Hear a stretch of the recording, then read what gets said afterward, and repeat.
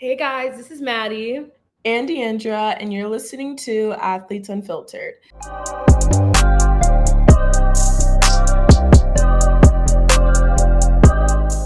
The podcast where we keep it real, raw, and unfiltered about the world of athletics. From the highest of highs to the lowest of lows, we're bringing you the real stories athletes actually want to share.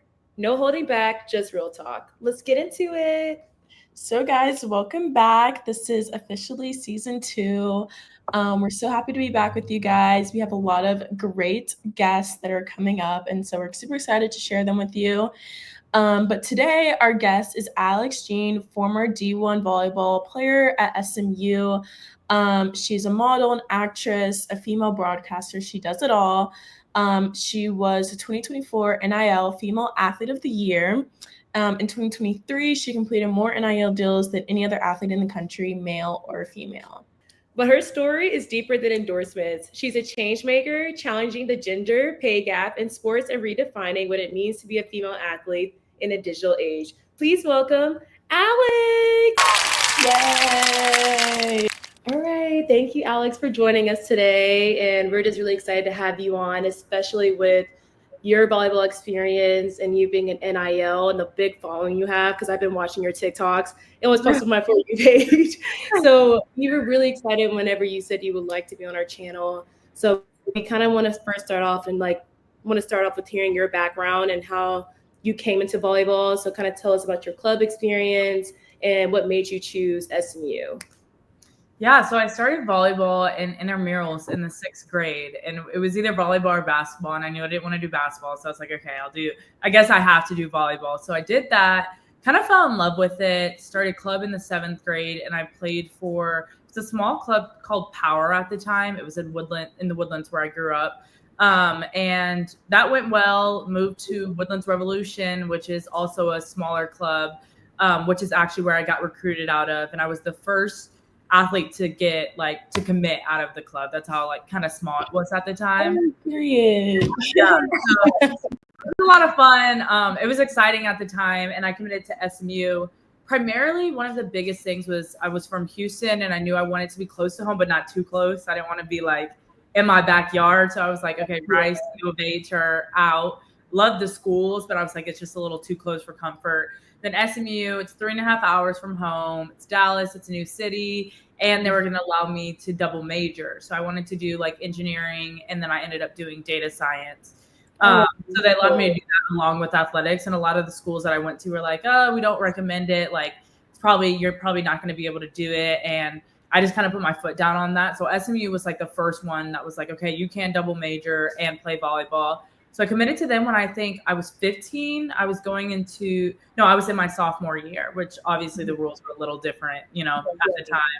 So from there, I left Woodlands Revolution and finished my last year at Houston Skyline. Best experience ever. The girls there were so competitive. And I feel like that's where I really grew the most volleyball wise, just playing with other girls who were also, all of them were committed and going to college and one of my best friends. So that's kind of my volleyball story and why I chose SMU. Nice. So, okay, now you can tell us a little bit about your experience at SMU and kind of obviously I feel like every college athlete goes through high points and low points. So kind of explain, the best moments you had at SMU and just not even your lows at SMU, but just maybe your lows as an athlete and kind of how you overcame that. Yeah, so I love SMU. I obviously still do a lot of work there, but being a college athlete is hard. I think one of the biggest things I had to deal with was when I was in high school, I did a lot of modeling and acting, which was so much fun to me, and I really wanted to do that in college. When I got to college, obviously, I figured out really quick that you can't really just hey, I need to go to this shoot or whatever. Everything works around the athletic schedule, school schedule. And that's kind of the opposite of how modeling works. You have to be on call. You have to they call you that morning. They're like, we need you for a 3 p.m. shoot. You have to be there. So I found out really quick that the two weren't going to work out together. But it wasn't just the fact that I had to drop it. It was the fact of the body dysmorphia that I had. I wasn't super I was thin when I came into college, but thin enough to be a model. But once I was in college, it was I was gaining a bunch of muscle, everything was changing. And I wasn't modeling anymore. I wasn't getting any jobs on that side. I hadn't talked to my agency in a long time. And like when I went back, it was a big deal about like how muscular I had gotten. So it was just like this mental battle. And I feel like not a lot of people like talked about it. Like I felt almost crazy in my head because I loved the way that I looked. I was like, I'm fit. My body is working for me the way that I need it to work. I need it to be athletic. I need it to, you know, be aggressive. And that's what I wanted to do. But then at home, I'm like, okay, well, I just don't look the same. Like it was a huge transition. I wasn't ready for it. Like, I don't think anyone's mentally prepared for the way your body. And even now, it's a battle. Like after, I'm like, okay, I want to, you know, maybe get towards where I was now that I'm not playing volleyball anymore before college. And my body's still not going back to where it was. Like obviously, I was 15, 16, 17. Like your body just changes and matures, but it was like still to this day, it's a mental battle. So I would say that's one of the like biggest struggles I had at SMU and just in college, being an athlete in general. Also going through a coaching change was a hard transition. After my third year, we got a new coach. And that was something at the time that was so scary for me. Because I mean, as an athlete, you always want to be with the coach that recruited you. Like you never know when someone comes in, what's going to happen. Thankfully for me, I had an amazing experience, a great experience, and it all worked out perfectly. But I think at the time, I didn't really know who to go to like talk to, like, hey, do I need to get in the transfer portal? What are my options really? It was just kind of like, oh, there's a new coach coming. What are you going to do? You know? And it's like, I don't know what I'm going to do. I never thought that it would happen like this. So I was very grateful to though have two very good experiences with both coaching staffs, both very different experiences, but I think they both taught me so much like for life. Yeah. That's awesome. Yeah, especially like dealing with your modeling stuff. That's so interesting to me because I saw that you did do modeling and acting, and that body transition. I think that is something that is not talked about enough. I think going into college for me, I was like very like a twig, and then like my first 3 weeks, I don't know what took over me, but I was getting Chick-fil-A, hibachi, and then I gained like 20 pounds, and everybody's like, "What's going on?" Like. And I'm like, what? I'm just like, I'm getting muscle, I'm getting big. You know? I'm sure that was a hard transition for you, like just dealing with that. And even after volleyball, I still like try to like make sure I'm working out, and I feel like I have to work out every day. And that part is kind of weird, balancing the workouts and food. So I definitely get what you're coming from there. It's like a weird thing. Oh, it's so weird. And then another part is like the nutrition is so different than what I was going through in high school. And then even now, like, I don't nearly eat as much as I did when, you know, I was an athlete, just because I'm not doing as much. But at the time, I would be interested to go and look back and be like, did I need to eat that much? Or was it because I felt like I was working out and like, I don't know. It's such a weird thing to wrap your head around, but definitely the body transition and just like seeing it happen in front of your eyes. And then also I feel like a lot of outsiders comment on it. It's not even like my family. And I mean, obviously they didn't mean any harm by it, but they were like, oh, you're gaining some muscle. Like, but now it was a great thing, you know? Yeah, that happened to me on Thanksgiving. They're like, I came in the house like, oh, Madison, you gained a little bit, didn't you? Like rubbing on my cheeks. I was like, wait a minute. Like, you don't have to do all that. Like rubbing on my belly. I was like, okay, now I got it. Right. I'm like, y'all are taking this too far, but okay. Yeah. And then you said something about your coach change. I've heard a lot about, obviously I was in the ACC, we both were, and I've heard a lot of stuff about your new coach, and I heard a lot of great things. And I think my team talked about your coach a lot because y'all do like, I believe y'all pray together, and she seemed like very, I wish I had a coach like that. She seemed very inspirational. So can you tell us a little bit about like, just the differences between the coaches or what you enjoyed about the coach, how she made you feel in that adjustment, I would say? Yeah. So the newer coaching staff, the one that I had for 2 years is Coach Sam. And she's the one, she came from Baylor, and a lot of people talk about like, she's very faith-led. Like we always pray. We have like devotionals before every single game. Everything's optional. If you don't want to do it, you don't have to do it. It's not like, you know, forced upon you. But everyone pretty much chose to do it. It was great to just get your mental in the right place and just know that it's so much bigger than volleyball. And I think that's something I appreciated about her. Like in every single aspect, she always reminded us that it's so much bigger than volleyball. Like volleyball is a lot. It takes up a lot of our time. We want to win, and that is the main goal. At the end of the day, a lot of us are going to leave volleyball, never play again. Some of us are going to go pro, but like we have to have an identity outside of that. So she did a great job. And what I really appreciate about her is like, which I don't see from a lot of coaching staff is incorporating like fun activities for us to do. Like we went to Universal Studios, we went to Hawaii and like did a boat day, and in San Diego, we stayed for an extra day after the tournament just to have a fun day, like for all of us. And she would often let us like go off and do stuff on our own, and we would have family time. And like, I appreciated that so much, because I think when you're wrapped up in season, you're wrapped up in volleyball, that can be like very consuming. Yeah. And to just have one day of like, hey, we're going to Universal during season and we're going to have fun. Or in the off season, we always do this thing. It's called Team Retreat. And she brings us out to like this campground cabin, and it's 2 days like overnight. And we do horseback riding, and it's just like this huge team bonding activity. I think that's really what puts a team over the top. It says the chemistry is like so great. It's not just like, oh, we come together and play for 3 hours and practice and leave and don't talk to each other. It's like everyone's genuinely friends, and we all know that like we have one goal in mind, which is to win, but it's also to have fun.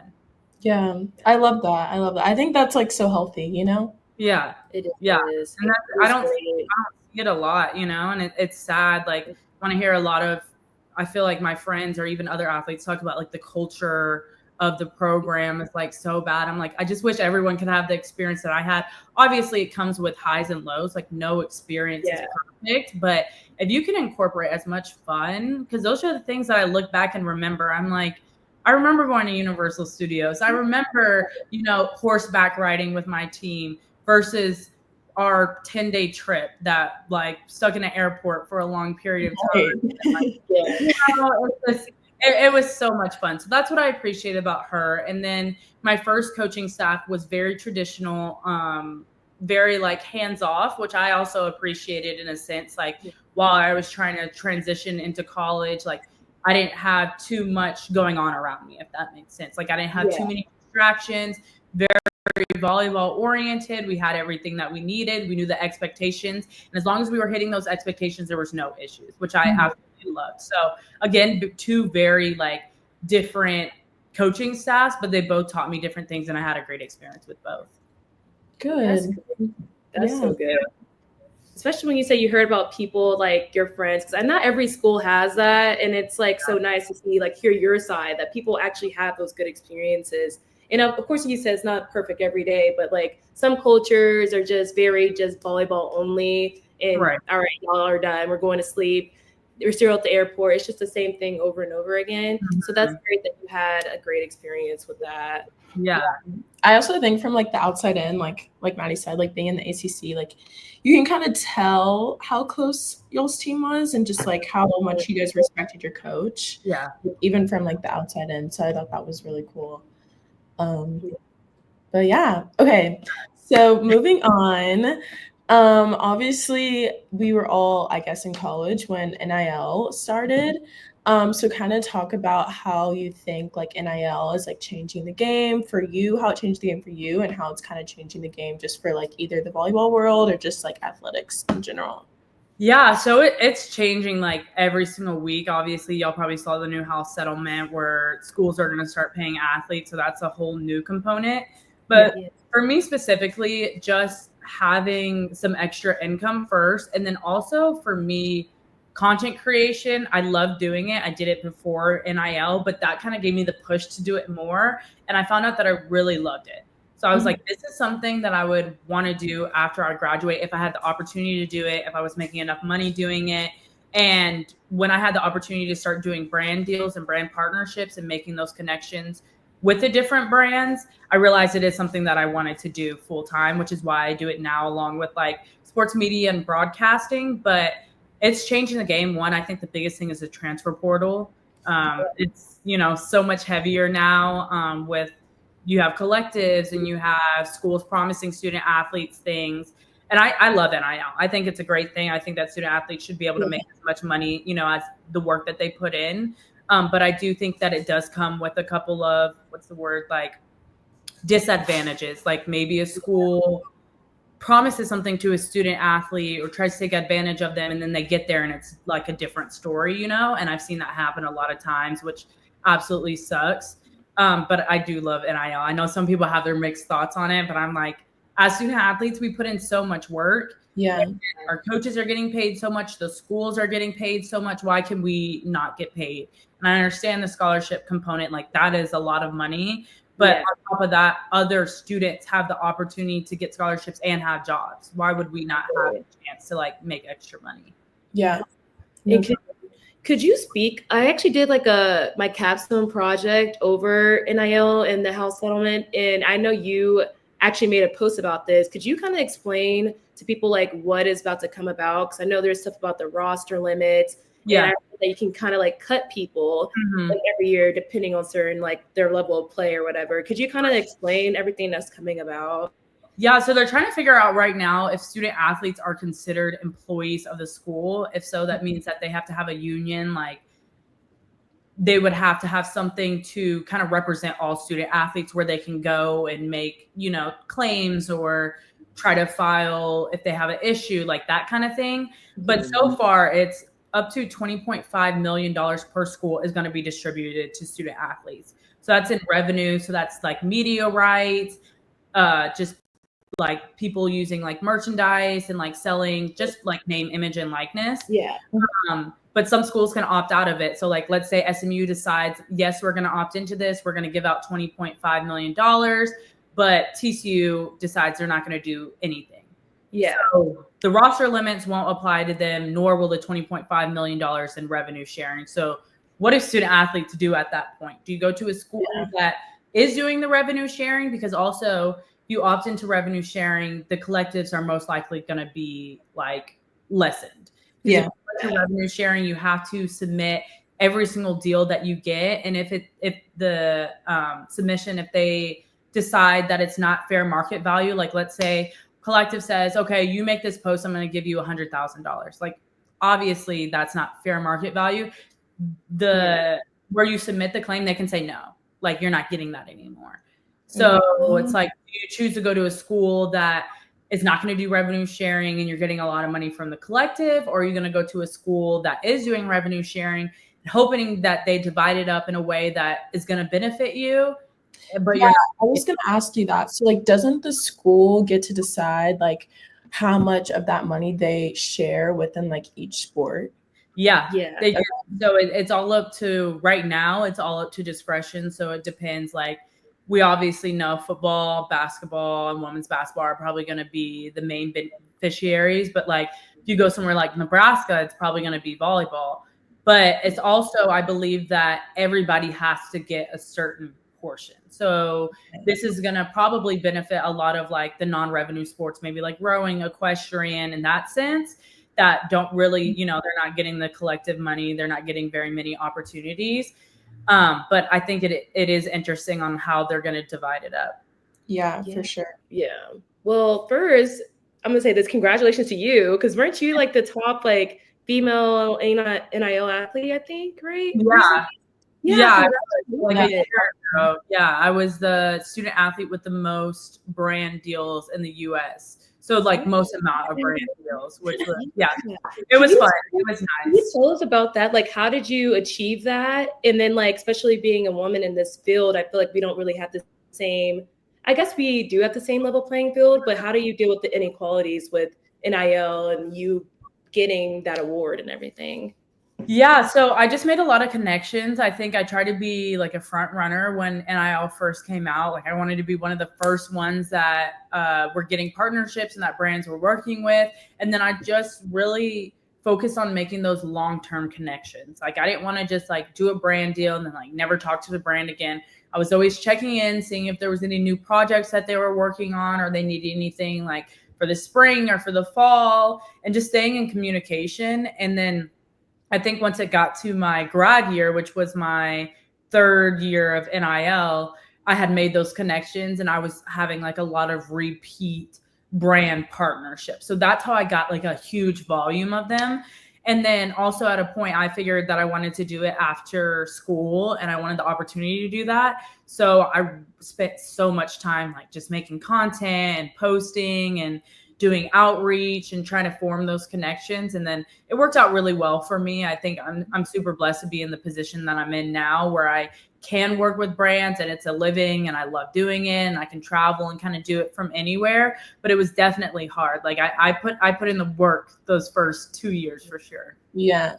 I was going to ask, like, what advice would you give, I guess, to someone who is a college athlete who wants to get involved with NIL, but like they don't really have a huge following, or like maybe like brands aren't reaching out to them, or like maybe because like I know a lot of schools help their student athletes with NIL, but I also know a lot of schools don't. Mm-hmm. And so like what advice, I guess, would you give with someone who did want to get involved with it? Yeah, I would say definitely invest in resources. If your school doesn't have an NIL department, which right now there's not a ton of schools that like really spend a lot of money on NIL resources, just like going and finding one that can help you look at your specific social media account and help you decide what your story is going to be. I think as student athletes, our lives are already so compelling. They're so interesting, even though we don't think they are because we live it. There's outside, like so many outsiders, so many little kids that want to be student athletes, that want to know what the lifestyle is like. So you can hone into that. But at a certain point, if it's something that you want to do past college, it can't just be about being a student athlete because you're going to lose that, you know? Yeah. So everyone has a story. Everyone goes through a struggle being a student athlete, like either it's mental health or physical or emotional, or maybe just like being on the team, like physical health, you know, or maybe it's not health at all. Maybe it's something else, school, trying to juggle and balance time. Like every student athlete struggles in some aspect. So really being vulnerable, I think, is the biggest piece that took me so far. Was like, yes, I showed the great times and there was a lot of great times, but I was very honest with my audience when it wasn't at such great time, or I was in pain, or I had injuries, or maybe I was going through like some mental stuff. So that would be my advice, is just like, don't be afraid to be vulnerable, because I think we know, and I think the student athlete community is so strong. Like, you'll have people to support you. Yeah. Yeah, that's so good. Because I was thinking, like, I'll post like one time, but you got to be like consistent. And like I saw you throughout your whole, like, because you always like pop up on my For You page, and you're always consistent. And like, I knew you were getting some money, so I was like, how does she? I was like, look at her go, like, good for you. Yeah, I just be too lazy. It's hard, but there's like so much stuff, and I've learned this. Like, obviously, I've gotten better at it now because I've been doing it for a couple of years. But like, one outing for me now is like 3 different videos. You know, it's not like, oh, I have to go do so much stuff, or like. And I've learned that the dumbest stuff is the stuff that goes viral. It's never the things that I like spend 30 minutes, an hour, 2 hours on. You know, it's just like random thoughts. And then there's some stuff that like flops. Like, I was going through my flop era on TikTok like a week ago, and I was like, I don't want to do this anymore. Like, this is embarrassing. Get me out of jail, TikTok. But I mean, I'm out of jail now, so I'm like, okay, I can consistent and push through. Yeah. Okay, so kind of transitioning. So you post college, you kind of got involved with like sports broadcasting. So kind of tell us about how you got involved with that, and is this something that you want to continue in the future, or like where do you see it going? Yeah, which is super interesting. I didn't know until I did content creation and started working in NIL that I wanted to do sports broadcasting, because I was like, I really love storytelling. I really love being in front of the camera, behind the camera, wherever it's a voiceover. I just love telling stories. So they actually gave me the opportunity to host the men's basketball games at SMU, if you know what that is, like in arena host, like the little halftime games or whatever. I was like, I don't really love this. Like, it's cool, it's cute, but like, I don't want to be 35, like hosting, you know, like I want something that can give me longevity. And one of the girls who was on the broadcast team for ESPN Plus and ACC Network could only do half the season this past season. So they were looking for someone. They reached out to me and they were like, would you be interested in being a color analyst for the SMU volleyball game? So I was like, I've never done this before, but like, it seems cool. I love volleyball. I love talking about it. Let's try it out. And so I tried it out. I fell in love with it. And I was like, okay, now I can combine social media, a little bit of hosting. I think my favorite thing is like reporting and interviews, though, like finding those nitty gritty stories, not really like stat based stuff. I do love the color work that I do during the games, but I love like special stories, like off court stuff.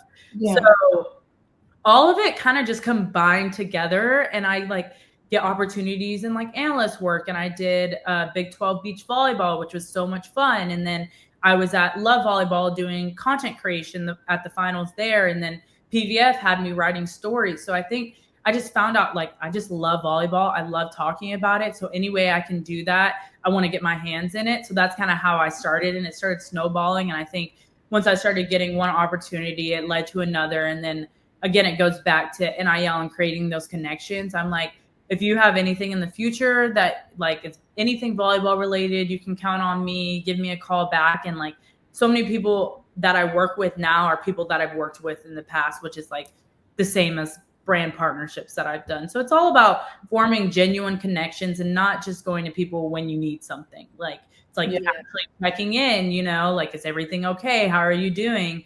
As I found is the biggest thing. So I love sports broadcasting, which is like everything, content creation, reporting, on air, but also like we know volleyball, the coverage is slim to none. Like there's only the biggest games that are really like aired. So it's harder to get opportunities in volleyball than it is in like basketball or football, where it's like broadcasted everywhere. But I've been happy to see the pro leagues like do so great with the coverage and like getting opportunities in that. So I hope in the future that I'll get more opportunities in that, which just helps me with everything else that I'm doing. Yeah, no, definitely. Yeah, that's awesome. Like, oh my God, that's so cool. Like you're doing like modeling, you're an athlete, you're an influencer, you're a broadcaster. So how do you like stay grounded? What do you do like outside of that? Because you're obviously really busy with everything else. Like how do you keep yourself like sane?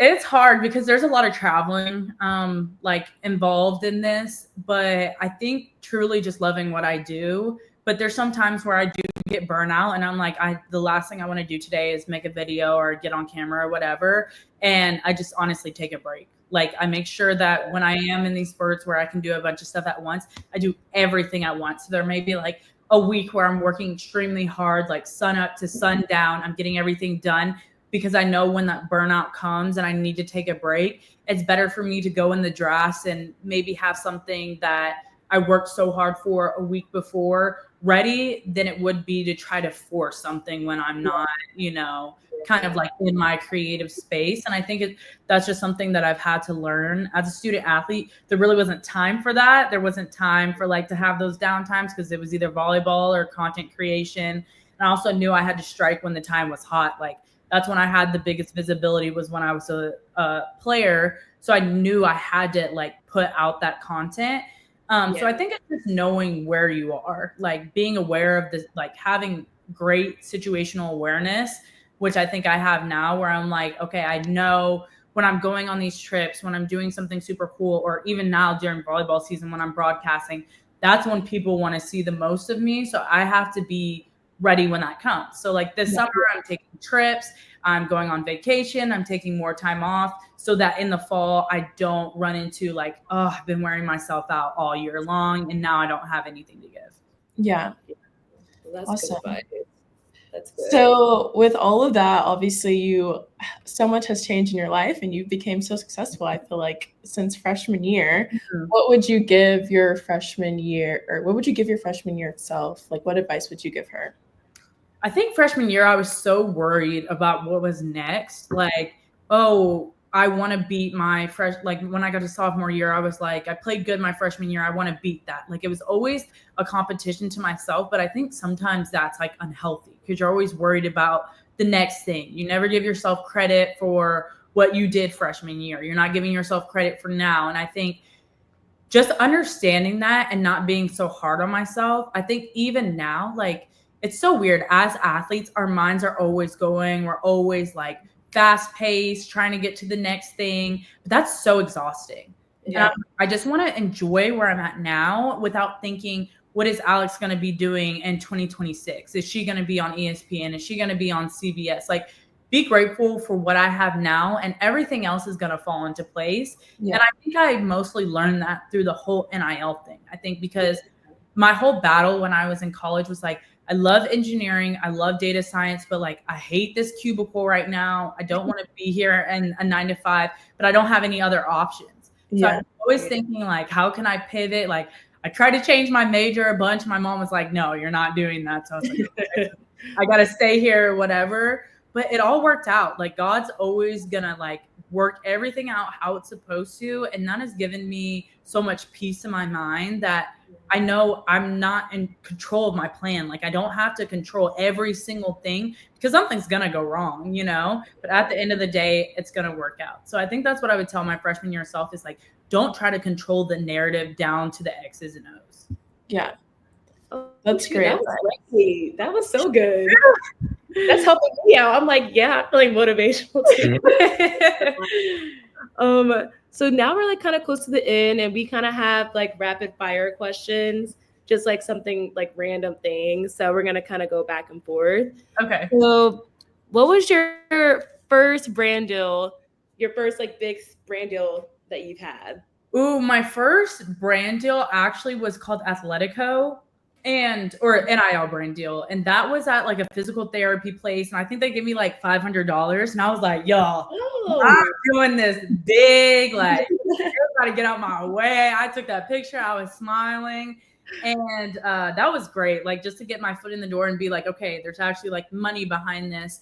And then my first big brand deal, like huge, I don't know if Meta or Ulta came first, but I did a partnership with Meta, which was like half a year to a year. There was 30 female student athletes in it. And they just like gave us so many resources and tools on how to succeed on social media. That was so much fun. And then Ulta Beauty was also one of my favorite ones. Cause I mean, as like a guru, I was like, come on Ulta. And like, that one was a really big paycheck. And at the time, you know, I was like, yeah, this is like, I'm partnering with Ulta. Like, they're giving me money. Like, this is great. So those two are like the first like huge ones that I did. No, I think that's awesome. I think I remember I applied for like the Meta thing. Oh, really? Still apply. I swear, it's so great. But I did that like 2 years ago and I like didn't get it. So it was just like, whatever. Oh, y'all have to keep doing it. Y'all have to keep applying. It's the best program ever. They took me to the Super Bowl and I like did a panel there, and it was so much fun. Yeah. Okay, maybe I'll reapply. Yeah, circle back. I think they have one coming up this fall, so circle back. Okay, next question. What is, I guess, your secret to negotiating your worth whenever you're like talking to brands or different companies?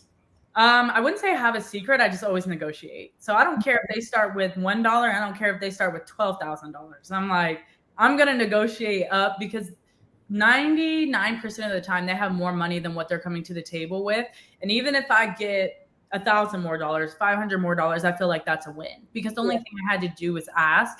Sometimes they come back and they're like, hey, this is the set budget. We can't go any higher.